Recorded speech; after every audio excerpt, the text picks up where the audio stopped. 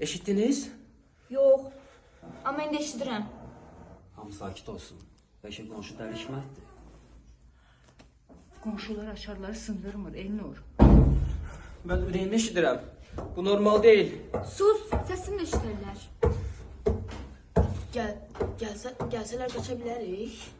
Sən niyə indi soruşsan bunu? Plan üçün. Bizim planımız yoxdur. Onda bu bizim problemimizdir. Biz neyinik indi? Onlar 2 nəfərdir.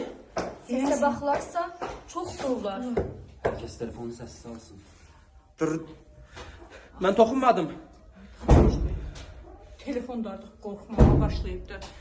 Əgər qapı açılarsa, mən qışqıracağam. Bəlkə işıqları yandırsınlar deyə gözləyək. Niyə? İşıqları yandırsaq elə birinci səni taparlar. Sən də qışqırsan, və səni də birinci taparlar.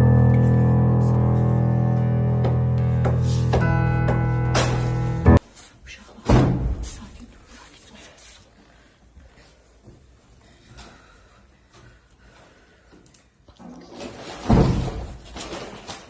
Səslər çoxala get-gedə. Neymiş? Həyəcan məni öldürəsin. Uşaq, sakin.